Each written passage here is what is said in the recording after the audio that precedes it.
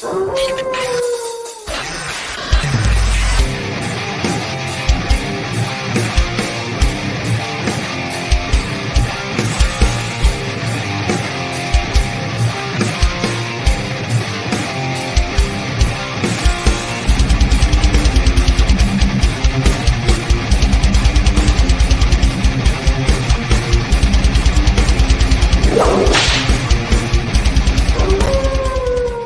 the kids to bed. Dad's home. We are the DWO podcast representing the Dad World Order.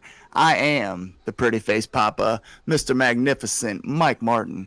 With me, as always, my two compadres, Big Rig Eric Maffei. I love it. And last but not least, rounding us out.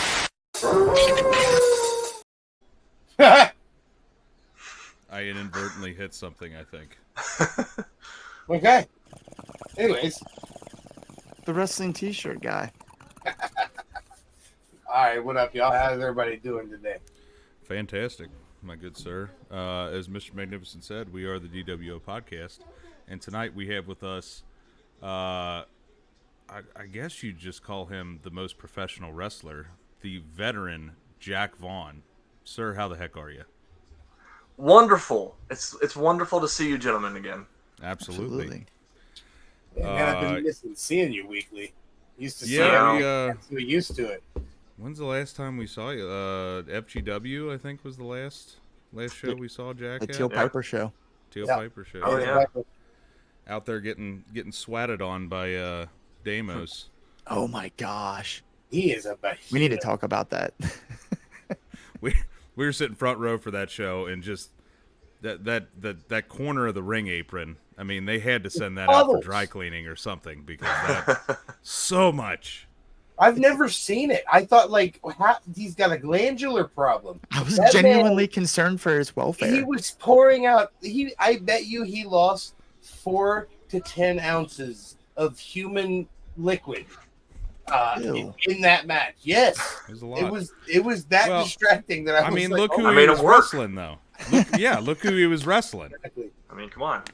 Bro, that was such a great moment for me. That was very fun. I love indie wrestling. You know what I mean? We get to see these the bigger stars, if you will, and Damos and Teal Piper, and they coming in to see our star take them on. You know what I mean? It was a pretty cool moment. I was out there screaming my head off, so it was pretty cool.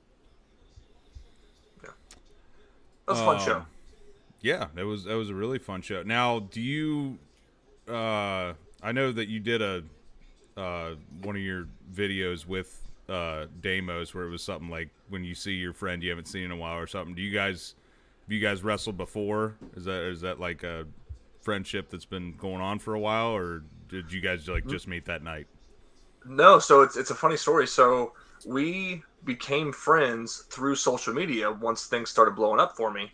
Okay. And he kind of communicated. We would exchange messages back and forth, and he would just kind of like, "Hey man, like, are there any places around your area that you think you could help us get booked on so we could work together?" Because he just was kind of like, "Hey man, I'd love to work with you." And I was actually suggesting a company out in Indiana, and then it was like 3 days later I saw that FGW was advertising him and Teal being there. So I sent him a message like, "Hey man, I'm actually I work for that company like every week, so if you want to put the bug in the gear, yeah, we could probably make that happen." So actually, we met that night. That's awesome. That's so cool. Yeah. And I mean, that was a great match, man. That was a lot of fun, and I love you kind of leaning into when you came out to the ring. You grabbed the mic, said, "Let's give the people what they came for." And you give them that thigh slap. The old slapperoo. That's right. I mean, it's taken on a life of its own. It really has, and I know me personally, I enjoy every time I see a new video of yours comes out, and they're hilarious and just awesome to watch. But it's sometimes it's really just the comments that get me, some of those people out there. Like I think you posted one the other day that was just like that was a pretty good insult, and it like some people get creative, and others it's just like, dude, come on. I saw a comment once that said you need to do a tree of woe thigh slap to your opponent. And I was like, that is fucking brilliant. Jack needs to throw people in the tree of woe and then chop their thigh. I feel like it's brilliant, man. That's something you need to. Well, I did the one video recently about the different styles of chops, and I ended it with a thigh slap chop, and I feel like now that has to become a thing. Yeah, it does. It does. Like everyone was talking about how they would love to see a thigh slap chop. You need to get everyone shh, and then just move to the thigh. Yeah, That's pretty much what it was. That was great. yeah. I like the bad indie interpretation of the machine gun chops. So accurate. For those of you who are new to Mr. Jack Vaugn and didn't hear him the first time he was on the show, and you're not familiar with who he is, go to TikTok. He is clearly the king. He is a scepter, crown, and cape on the front of TikTok, or at least he should be, because he's been killing it on there, man. He's, video after video, they're all entertaining and they're consistent. How do you keep ideas, man? How do you keep going? So I have a shared, like the notes app on my phone. My wife and I have like a shared document where anytime we have any idea, we write it down. And then it just, some ideas are, they're just kind of like a nugget of an idea. And then some of them are more fleshed out. But for the most part, it's, the ideas, we'll just see something while we're watching wrestling, or we'll see something just while we're out and about that reminds us of wrestling. And we just, come up with the ideas and write them down. And then when we have the opportunity to film them, we'll take care of it. That's so cool. Your wife does it with you, though. That's great. Talking to Cephas about his wife's, being behind him 110%.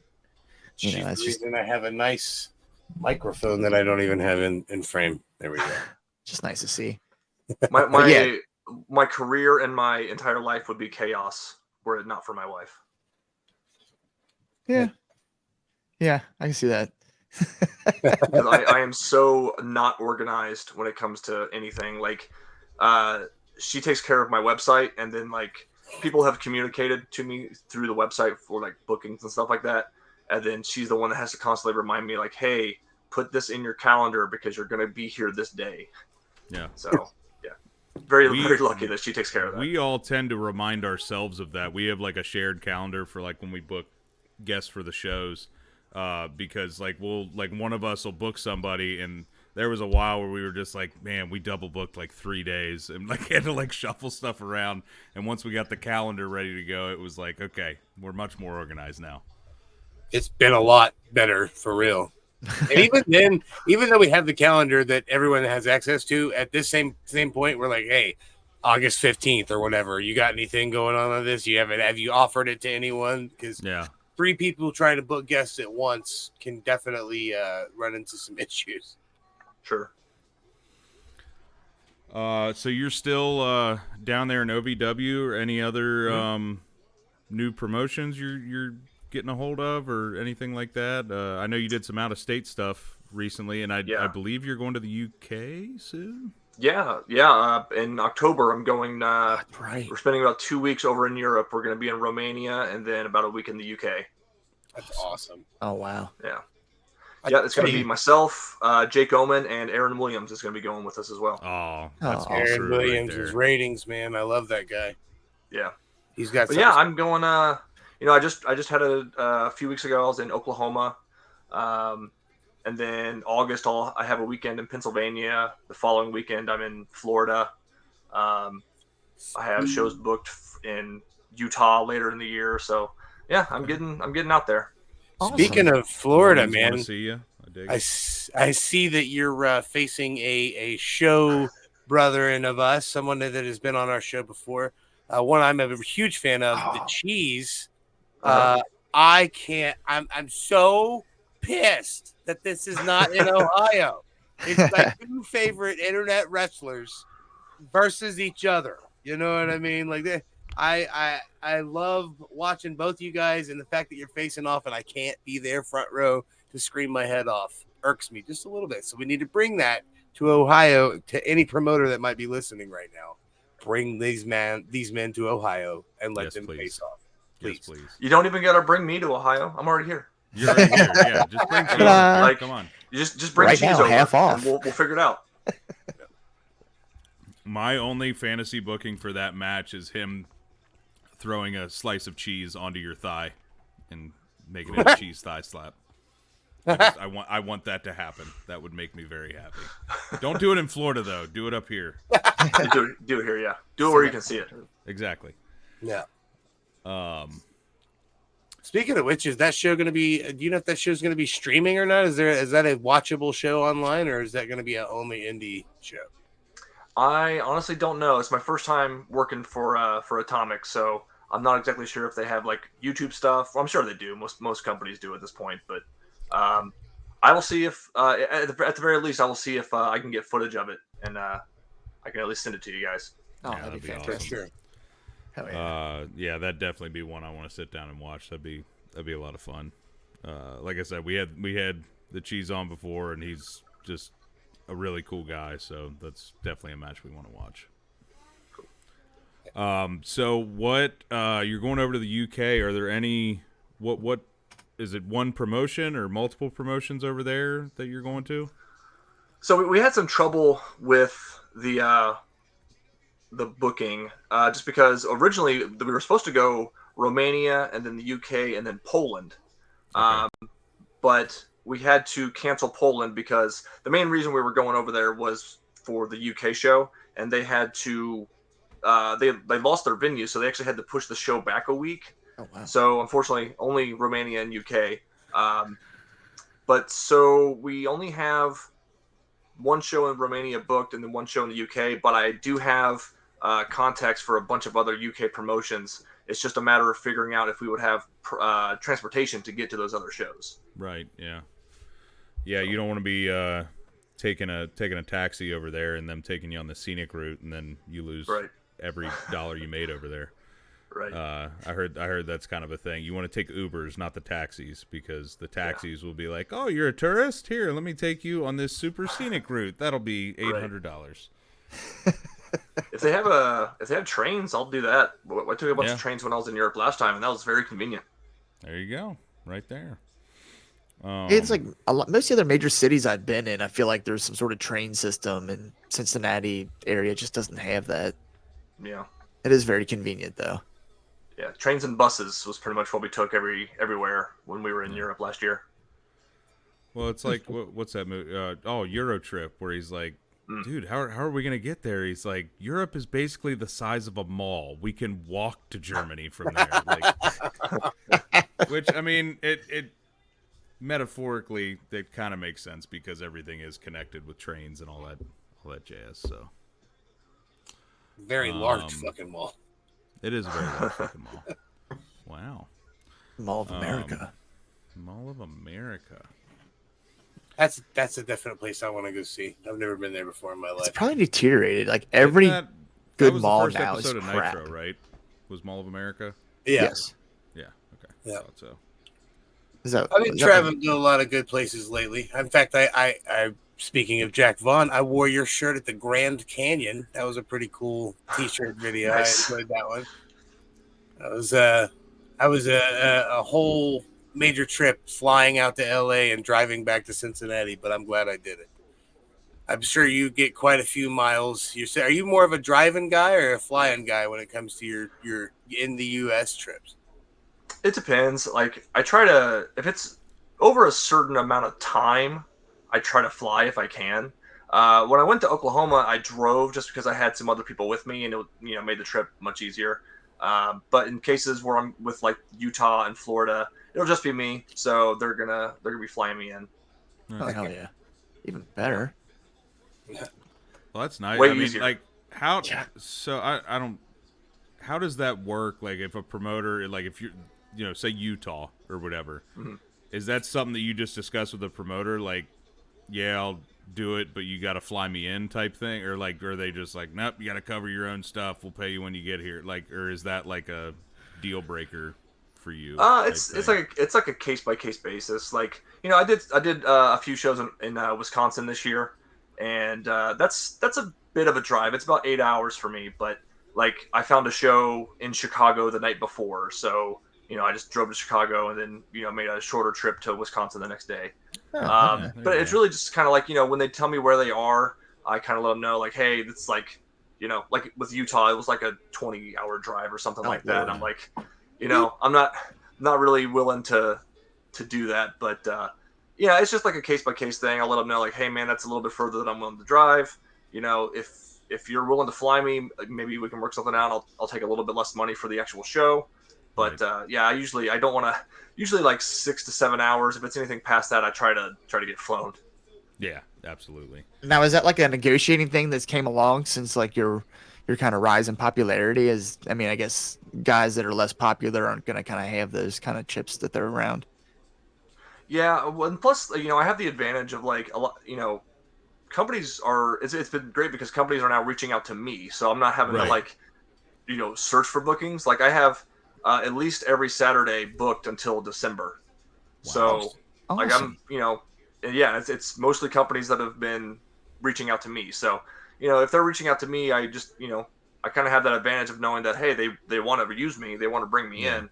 So but I don't want to be too greedy. So if they're willing to pay for an expensive plane ticket, I'll be like, yeah, I'll take a little bit less money. I'll try to make it up with like some merch or something. And Yeah, I usually for do sure. pretty well with merch sales if it's a company that I'm going to for the first time. Yeah. Well, obviously, if they're flying you out there, they're probably going to promote that you're going to be there pretty heavily. So yeah. I'd imagine you'd do pretty well. And that, I mean, and all your, I love all your merch. I'm pretty sure I bought 2 different shirts from you. They're always they're simple yet very creative, and I love that especially in a wrestling T-shirt, because like some T-shirts just do way too much, and then like my favorite shirt of yours ever is just the thigh slap with the Such a perfect little shirt. asterisk next to it. It's awesome. It's Yeah. amazing. I actually just contacted the company that makes my shirts. I'm going to be getting those blue ones made with the glasses on them. Oh, yeah. awesome. Hell yeah. Love That's that. one of Yeah. the few that I don't have, so I'm gonna need one XL. Perfect. I have XLs on the way. Hell yeah. Excellent. I'm hoping that I'll have them by the time the Northern Wrestling Federation show comes around. Okay. Heck yeah. If you guys are planning on coming to that one.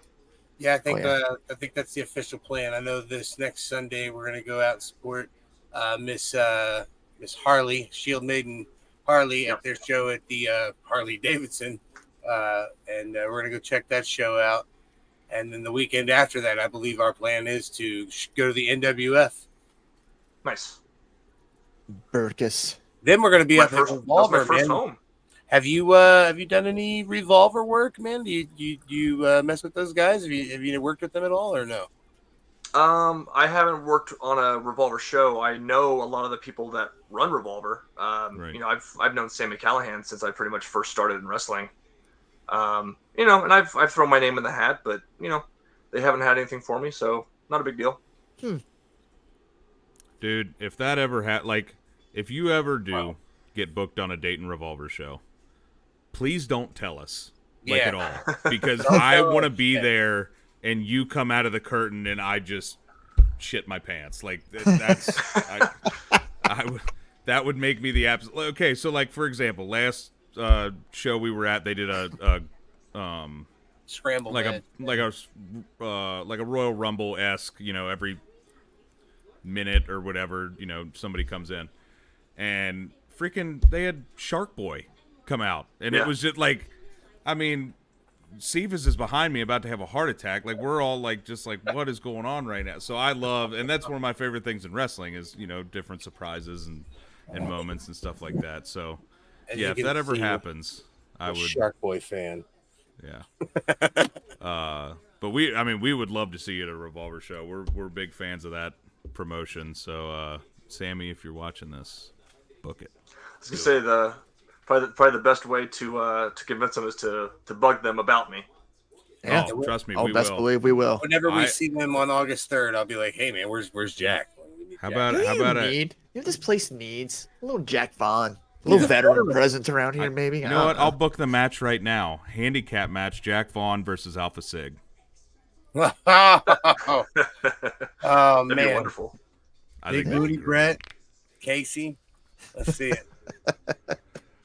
I think that'd be fantastic. I will say that with FGW being on hiatus, that is like the biggest thing that I hate is that like I love the Alpha Sig guys, so I Yeah. hate not seeing them every week.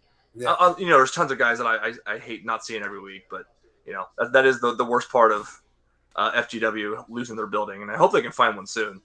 Yeah, we trust me, we do too. We I only went to the one show, unfortunately, but the one that I did go to, it was these guys kept talking it up to me like crazy, and man, for just the production that goes into it, you can just tell that the people that run it and the people that are wrestling just really care about it, and it's awesome.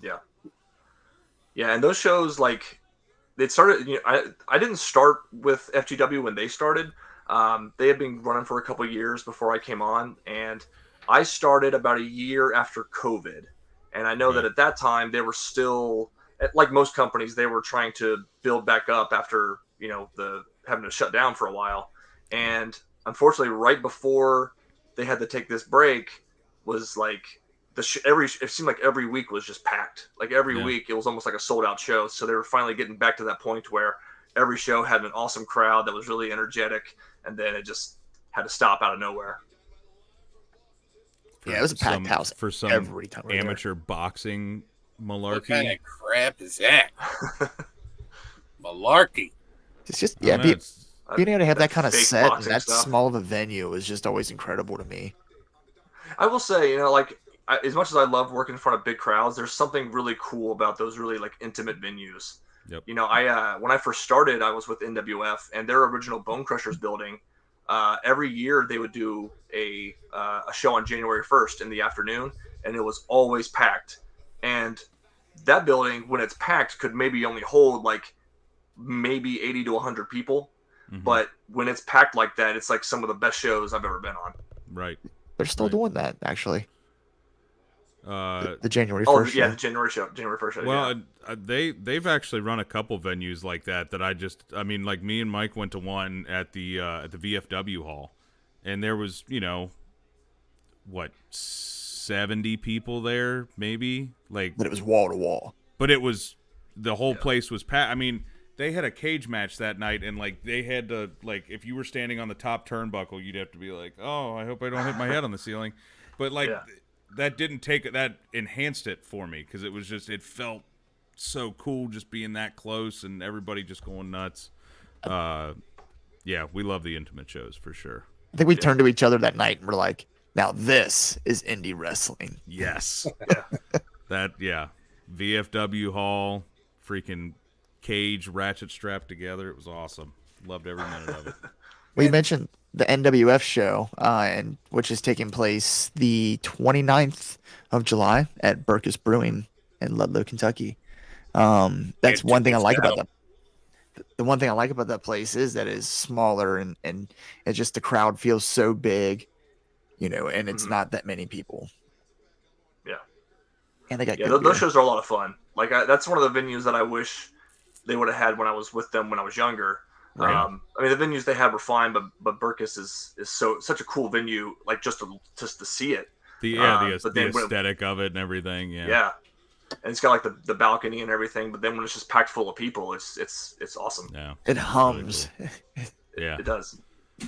Have they announced your match for that yet, or no? They have not. So okay. I don't know if they were planning on keeping it a secret or not, but I mean, I've already put it on like my social media and stuff that I'm going to be there. So okay. Probably afraid. Yeah. I'm excited for that. I mean, I love going to NWF shows anyway, but seeing Jack Vaugn return home, it'll be my first Burkus show. You'll love. I've not been to Burkus yet. So. Yeah, you'll love it. The only bad thing about Burkus is the parking. Yes. You're not wrong. Find a spot on the street. Yeah, pretty much. And even when I get there, like several hours beforehand, I have to park like way down the road. Yeah, it's awful. Cincy Wrestling, we just went there at the 20th Century Theater, and that parking was just atrocious. We had to literally park like a block and a half away, each of us. It was ridiculous. Yeah, they have a parking lot with like 6 spots, and 4 of them were taken up by a giant boom lift that was out there. So it was just like, well, find a spot on the street. Thanks. Yeah. That's a cool venue too, though. It is. Yeah. They got the balcony out there too, and such an excellent show too. It was a great show. I enjoyed it. FC. I like to watch FC, Carson Drake. Carson Drake's fantastic. And so aesthetically, yeah, you were talking about Burkas. That was one of the things I liked about 20th Century is they have like these two really huge stained glass like windows, and they have lighting behind it, and it's just I don't know, it just makes it all feel. I don't know how it makes it feel, but it's not like we're just Special. in a random hall. It looks really cool. Yeah, like, and a venue can really make a show feel special. Yep. So, like, I did a show. This is probably 2019 because it was back. It was the pre-veteran era, Jack Vaugn. But I wrestled in Indianapolis, and it was inside the Indianapolis Public Library, and Wow. it's like because they were doing like a Mexican Heritage Festival, and inside the library was like a lucha libre kind of area where they had all kinds of like lucha libre art and books and all this stuff. And then they had the wrestling show, and it's like a huge building. It's like 5 stories, and I have some pictures from it. But like it's like one of the coolest venues I've ever wrestled in. Like just to say, that sounds I awesome. wrestled inside of a giant library. Sounds weird, but it was like a really cool experience. Right. I'm picturing like the library from Ghostbusters. Yeah. Just the ginormous library. It's probably about that big, but it's also probably a little more modern Yeah. than it was in for the the 80s. But Still, though, yeah, it was like really cool. wrestling in a library surrounded by books. That's wild. Had that library smell. Yeah. So Pile drive into nonfiction. I've been thinking about this since we had You're an so idiot. we had I'm blanking on his name, Ben Camara on a while back, and he kind of took over our show a little bit, and he said if you could book a local like indie super card, what were some matches you would book? And one of the ones that I did was you versus Star Rider from NWF, and I know you guys are both in OVW as well. Have you guys wrestled in OVW? Not in OVW. We've done some NWF stuff, but again, that was back when I was still Muldoon before Jack Vaugn was a thing. Okay, I need Jack Vaugn versus Star Rider then. Yeah. So are you coming to NWF as Jack Vaugn, or are you coming as you returning, pulling out the old? Oh no, I'm only Jack Vaugn now. Once I think the last time I wrestled as Muldoon was probably the last show they had before COVID. It was a street fight match. Yeah. Okay. Yeah, They don't do that. was it Hardcore Street? I mean, was it 'cause I think when they came back, did they have the family friendly events then? Because I seen they used to be a little more hardcore, shall we say? I mean, they've always been a family friendly product, but they definitely, they always have, angles going. So the street fight was the end of like a 4-month angle where it was me and Jake Oman against Samson and T Money. And then it just kind of culminated in, we had a street fight, and, we didn't get any blood or anything, but it was a hell of a match. It was one of my favorite matches I've ever had, honestly. Yeah, awesome. You don't have to have blood in order to make a hardcore match good either, though. It's true. If you know what you're doing. I'll tell you what, a good hardcore match that I saw you wrestle in, but that wasn't necessarily a hardcore match, but Chair Armageddon with you and Pompano Joe. Holy shit, you guys made me very conscious for your health and safety. That was quite an intense. You picked Joe up and threw him like he was trash, and it was into like 700 chairs. It was insane. It was quite a match. You guys have a really unique chemistry together. Have you guys wrestled a lot over the years? Oh yeah. Joe and I have known each other since I first started. But honestly, like it wasn't until FGW that we actually were able to have a really good angle with one another. Like we had some matches here and there, and we were involved in something with NWF, but like it wasn't until the past year when they really put us together and we were able to have like a really long, sustainable feud. Okay. It definitely got my attention. It's what kept me coming back there for a minute. I really liked to see you and him work together. That Chair Armageddon was a good culmination. I know you guys worked a couple times after that, but it really felt like a payoff, if you will, for your whole little story there. It was pretty nice. Yeah. I will say, like, I posted a clip of that match. It was the big suplex spot. I posted it on my TikTok just because, occasionally I want to throw some wrestling clips on there so people remember that I am a wrestler. Yeah. But it's funny because it's like I posted that clip and it's completely out of context. So, of course, all like the troll wrestling fans are basically calling me, indie deathmatch garbage wrestler. Oh, And I'm like, you guys didn't realize that, like, this was like the blow off singles match of an 8-month long feud. Yeah. And it's the only match that we had that was like this. So, but you can't explain that to fans. You can't explain a lot of stuff to the internet wrestling community. That's true. We've started to get some of our videos that are gaining some traction in terms of views and stuff, and like, we got some good, people that know us commenting on it and stuff like that, and then like the randoms that are seeing it and the comments that are coming in, it's just like, oh, okay, yeah, this is the stuff that it's a shitty side of the internet wrestling community, but you just gotta ignore it and move on. You could literally save a puppy from a fire, and they'd be like, yeah, but he could have saved it quicker. I saw a really good quote recently, and it was, I can't remember who said it. I want to say it was like Margaret Thatcher, and it was, if I walked on water, my critics would say it's because I can't swim. Yeah. So much. it's like, so it's like there's plenty of people that know that I'm not as big of an asshole that I portray, but there's a lot of people that don't like the stuff that I'm doing, but they don't realize that I actually know what I'm doing and know what I'm talking about. Yeah. But it's because I'm not on TV. That's the thing recently.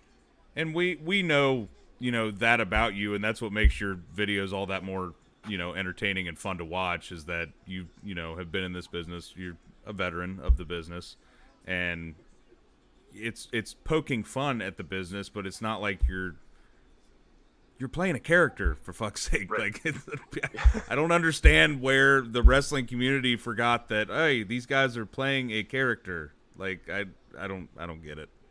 I think, so it's this. I think I said this on the last episode I did, but like, it's I kind of feel like social media killed wrestling in a way, because we have such free and easy access to every wrestler that we want to know about. And it's also on the wrestlers for putting themselves out there and not protecting the business better. So, when you have that, people don't realize that, they think everything you say is your honest opinion and the truth, and that you can't be working your gimmick on social media. Right. I think for the most part, the hate that I got has died down. I still see it here and there, but I also recently discovered that depending on which platform I'm on, there's definitely different audiences. Yeah. So like when I post on TikTok and like Facebook, it's a completely different audience than the people that watch me on like OVW's YouTube channel, because it seems like OVW's trolls just come out to hate me. So I don't know why. I mean, you are the last professional wrestler. You've done nothing but provide these people with entertainment. And at this point, what more could they want? You know what I mean? I don't get it. I don't understand. Yeah. Are you not entertained? Are you not entertained? I think part of it too is like, with fandom, people take stuff personally. Yep. So, I'm from Cincinnati, so I'm a big Reds and Bengals fan. Yeah. You say something bad about the Reds and Bengals, it's going to upset me because they're my team and I think they're great no matter how good or bad they're doing. So I think a lot of times fans, they love these, for lack of a better term, the super indie guys. So when I'm going out on TikTok or whatever platform and poking fun at it, they take it personally. Right. I'll tell you. You're not wrong there, because there's definitely been times where, like, I'm just watching the pregame for a Bengals game and like they do the picks And anybody that does, any of the commentators that don't pick the Bengals, I'm like, you piece of shit. Like, Right. Yes, exactly. You know, Coward's picking the Steelers every time. Yeah. He's not. He's gonna hate on the Bengals every time. I can So- tell you this I think the Oh, worst bitch. is still Chris Collinsworth, though. That Oh, absolutely. effing traitor. Hate Don't him. get me started on him. I was real sick and tired of hearing Tony Romo Oh, when the Bengals played the Chiefs in the Yes. AFC championship game. Dude, oh my God. Could you be any more... Did you guys know that Patrick Mahomes is the greatest quarterback that has ever played the game of football? Like, dude, it was outrageous. Yeah. We get it, Tony. we get it. I can tell you, man. My only qualms with your videos is I'm just saying I see a very huge, obvious lack of any handsome dads acting as extras in your videos. It's I'm true. just saying, you know what I mean? If It's anytime true. you needed a fan to, do, some What kind do of back What do them acting. kids call it? A collabo? One of those collabs. Labs, yeah. Well, listen, Sam. we don't have weekly shows for you guys to come to anymore. I know. Well, Boom, boom, It's boom, not boom. all on me. But That's you know true. what? Hey, if we have time, let's figure something out. We can collab at NWF. I'm down. Oh, we can heck work something yeah. out. Heck yeah. We'll talk more All right. about that privately. We'll start spitballing Yes. some ideas. Yeah. Ooh.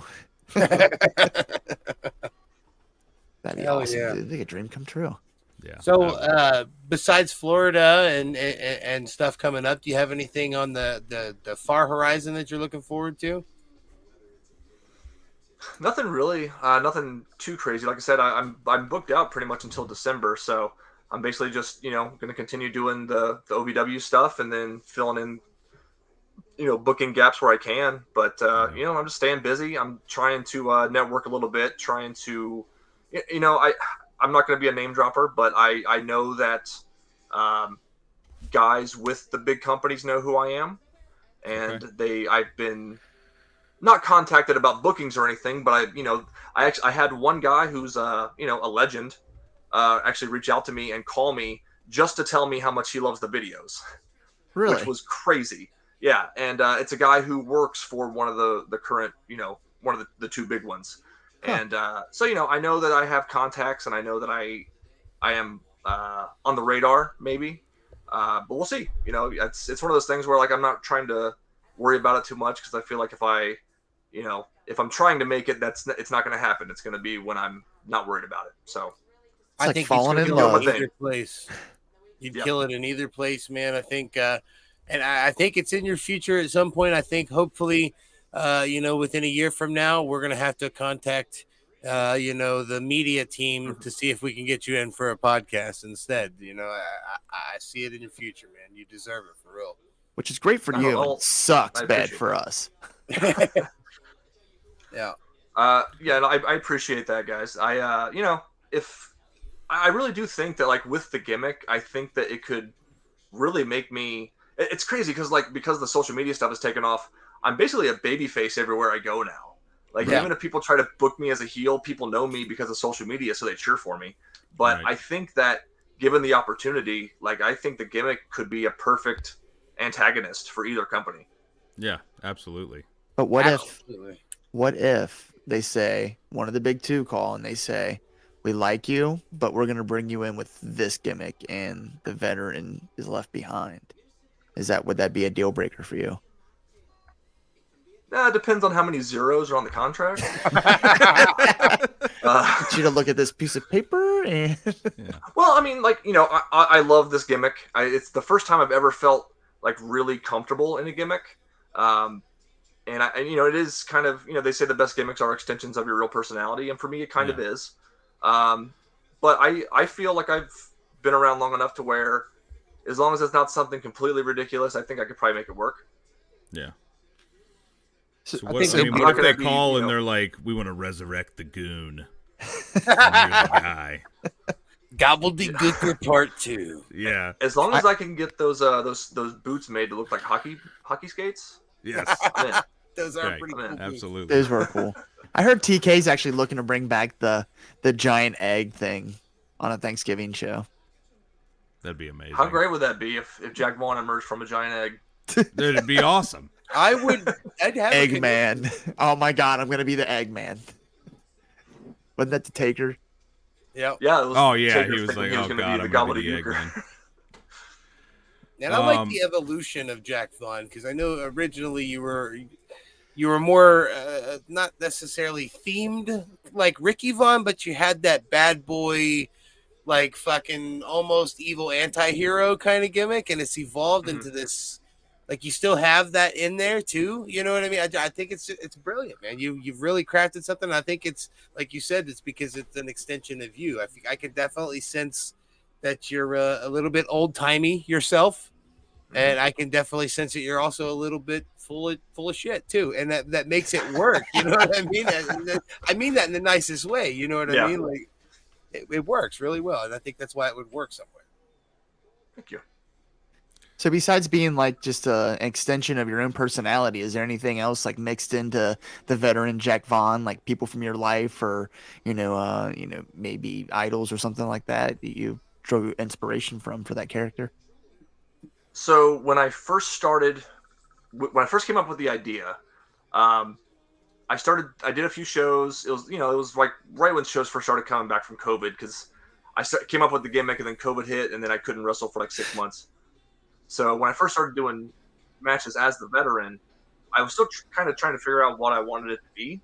So I wasn't sure. Like it actually kind of started off as like a parody of 80s wrestling. So I was doing the Flair strut, but I was doing it like more goofy. Yeah. And then I was kind of like, man, like it's fun and I like the gimmick, but like, do I really want to be a parody? Like really, I kind of asked myself, I was like, do I want to be a parody or do I want to be like Arn Anderson? And it was pretty much like, yeah, I want to be like Arn Anderson. There's not like that old school enforcer 80s style. Like, and plus like at the time, like I was a little bit heavier. I kind of had more of the dad bod. And Father figure. Exactly, the thinning hair, and so I kind of had like more of an Arn look. So I was like, that's where that's kind of like the big inspiration was Arn, and then guys like Stan Hansen, Bruiser Brody, those hard asses from the '80s. Those are the guys that I really wanted to emulate.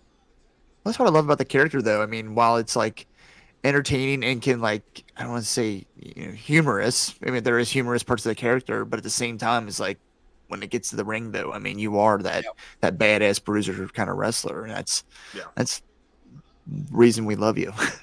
Oh yeah. So yeah, I mean, it's funny to think how it has evolved, just because when I first started with the gimmick, I never would have thought that me slapping my thigh was going to be my trademark.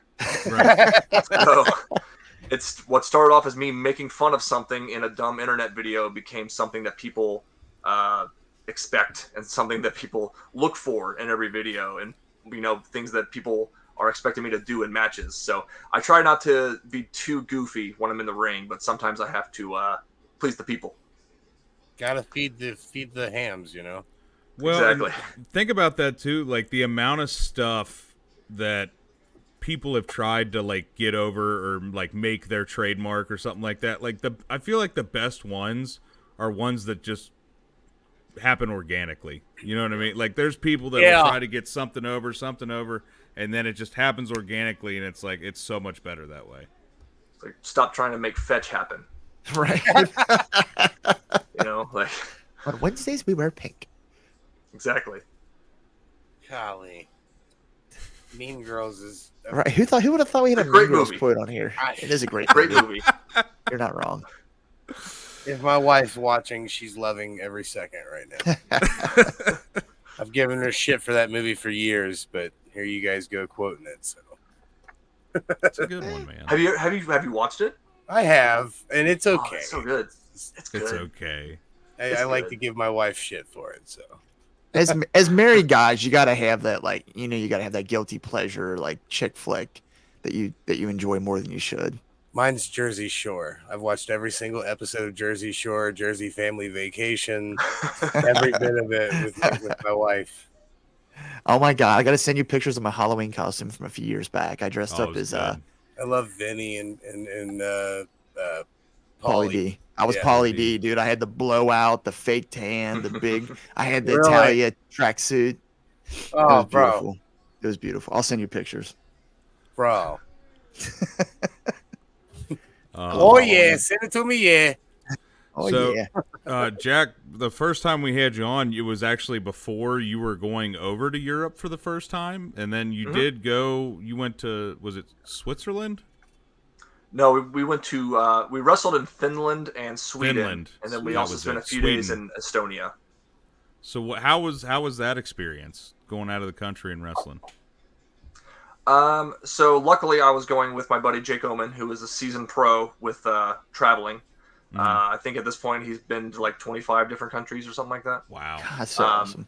So luckily it was, had I gone by myself, I would have been completely lost. But so luckily he knew how to get around.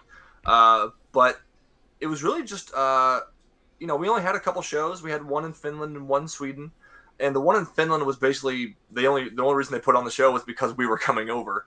The shows themselves weren't like huge, but the crowds were really good. They were. It's funny because I said this to a guy who was a Canadian wrestler that I met a few weeks ago, and he said that you come to America, if you're a foreign wrestler and you come to America, you're like automatically the heel. Like if you're a British dude coming to America, you're a heel no matter what. But it's the exact opposite when you go over there. If you're an American, like we went over there and we were the biggest baby faces on the card. Huh. Yeah, So weird. That's wild. I mean, it also helped that at least in Sweden they had me wrestling like the big heel, like it was like one of their top heels. Right. And then in Finland, I actually wrestled their champion, and it was kind of like one of those like babyface versus tweener matches because I wasn't quite a heel because there was a few people that recognized me, which was crazy. But that the whole experience was awesome. Like I even if I can ever make it work, like once I'm done wrestling, I plan to move to Finland because I loved it over there. I mean, I remember. I think you posted a couple pictures from it, man. It looks freaking beautiful over there. Yeah, it was wonderful. We went to this place like a national forest called Nuxio, and that's where we actually jumped into one of the frozen lakes. And Wow. it was the worst thing I've ever done in my life. Yeah. I hate. Instant regret. Oh my god, I would do it again, but like God, like because like the cold water, it just like sucks the air out of you. Yeah. So like we breath. sat in a sauna until we got so uncomfortable that we could just like, all right, we'll just jump in the lake when we're super hot and it won't be that bad. Wrong. It was terrible. That's like the worst thing you can do. Right. The sudden temperature change. But so we stayed with the booker and the promoter of the company we worked for, and that's what he told us to do. He said that's what you're supposed to do. He's like, you get real hot and then you jump in the water and then you come back into the sauna. I think you might have gotten ribbed there, sir. Yeah. Maybe. Or instructions on how to get the that is like the thing now, like the cold plunge sauna. Like, isn't that the big Joe Rogan thing right now? He's always touting is the cold plunge stuff. I see people doing that for like recovery and everything like that. I think you guys just did it in a more insane, like not controlled way. So yeah, I have heard that it's good for the body in terms of recovery. Yeah. So I mean, I don't know how much it helped us, but it was like I said, it was a really fun experience. So I'd do it again, but it was terrible. There's more to it than you realize, apparently. I'm gonna be worried about setting your body into shock going from so hot to so cold. That's what. Yeah, I would almost feel like the breath would be taken even more, like because you get that you ever have a really hot glass and you set it on something cold and it breaks or whatever. Yeah. Like I know the human body is not glass, but I can't like. Yeah, but what still, are your bones, like get all frigid or something. I don't know. I'd have been scared for my wiener health. I wouldn't have. No, thank you on that. Break like E1000. Oh man! Yeah, but I feel like when you do in that, Rome, right? It's never coming back out. Sweden is bucket list for me, so I'm kind of jealous that you got to see it, man. Is it as green and vibrant as they make it seem? Is it that beautiful over there? So we were over there in like around Thanksgiving, so everything was just covered in snow, which was just as beautiful. But like the place we stayed, was like sort of out in the countryside, and then which was awesome. And then we were over there for like 4 days, and every day we spent in like a different area. So we were in this place called Sigtuna, which is a very small town, and I think it has like it was like had the oldest road in Sweden or something like that, and just like a really quaint little town with like a little shopping area. It was really cool. I will say, everywhere we went, everyone spoke enough English to where we could get by. The one time that I panicked was in Sweden because we were staying in like what was basically like an apartment, and we went to a grocery store just to get food for a few days, and for whatever reason, my bank card or my credit card wouldn't work in this grocery store. It's the only place it wouldn't work, and I have a line of people behind me, and the cashier is the only person that I met the entire trip that didn't speak any English. Or maybe she was just ribbing me, but luckily, my buddy was able to just put it on his card. But I had like a panic attack for about 10 seconds because I couldn't communicate with her, and I couldn't pay. Right? Yeah. Oh my god, they're gonna put all this stuff back. I don't know what to do. Yeah. Just run. What happens? Just gonna grab it all and run. Is that your first time overseas, man? Is that the first time you left the country like that? I mean, I wrestled in Canada when I was, maybe a year in. But as far as like going overseas, yeah, it was wonderful. So I'm really excited to be going back. With that being said, I've got to ask, man, because as soon as John Cena came out at Money in the Bank and mentioned WrestleMania being in London, I know that when they announce that, whether it's in 25 or 26, I'm going to London. And I got to ask, man, from somebody who has zero problem with flying, I get a little nervous thinking about flying over the ocean, man. Was that a little nerve-wracking for you to fly over the ocean, or? A little bit. I've flown over the ocean before. Well, I've flown over water before. Like I took a couple trips to Jamaica like 10 years ago, but when we're going over to Finland, we're over water for most of the trip. Yeah. So, and honestly, like, I'm not a great flyer. I still get nervous on flights. But yeah, that was a little, luckily we were like driving or flying overnight. So I was trying my best to get some sleep, and I was able to. But yeah, I definitely kept the little navigation thing on my screen just to see where we were at all times. Right. All right, when are we going to get over land again? Because because if it would make any difference. Yeah. I'd rather crash where people are. Yeah. Heck yeah, man. Go ahead, Mike. Go ahead. You were about to say something. Jamaica man. Sorry, that's all I got. That's all I got. That's all I got. On that note, man, we've about reached an hour as it is. It's been an excellent time talking to you, man. You've been an absolute fantastic guest. You are our second time guest. Right? Oh, wonderful. Returning guest. There are very few. Jake Christ is one of them. I'm trying to think of Tussle's been the multiple guests. Big Mama as well, right? Big Mama's twice. Big Mama, yeah. So all right, so we're gonna call an audible here, and I'm gonna be on the podcast next week. So I can three time. First ever. That's right. 3-time. Three-timer. Dude, I'm down. Seriously, you're down to come on here anytime. We love having you on here. It's a blast to talk to you, and we'll definitely have to get you on here after your European tour and ask you about all that. European. Well, sir, do you have anything you'd like to plug before we get out of here? Just the usual stuff. If there's anyone that doesn't follow me, you can check out my video content, Facebook, Twitter, Instagram, TikTok. It's all at VetJackVaugn. That's pretty much it. Awesome. All right. You can see Jack Vaugn at an NWF show in Ludlow, Kentucky at Burkus Brewing on July the 29th.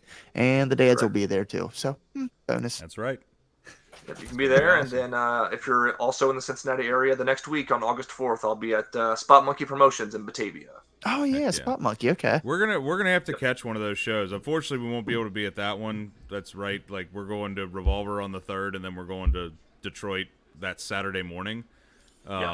So we're gonna be strapped for cash. We're gonna be a little strapped. Yeah. But I definitely like. I've seen a couple of the cards for Spot Monkey. And it seems like they put on some pretty cool shows. I know Gigi works out there. I'm a fan of Gigi, so. Oh yeah. Well, as always, we have been the DWO podcast. I have been Big Rig Eric Murphy. He has been Mr. Magnificent Mike Martin. He has been wrestling T-shirt guy Cephas, and he has been and always will be the veteran Jack Vaugn. Sir, thank you for coming. Thigh slap all day long. Yes, sir. Check us out on all our socials. They're right down there at the bottom if you're listening. At DWO_podcast. Facebook is at the DWO podcast. TikTok at DWO_pod. Check us out on TeePublic, Pro Wrestling Tees. Go buy a shirt. We got some new ones up. And until next time, I guess. Top Dads. Out.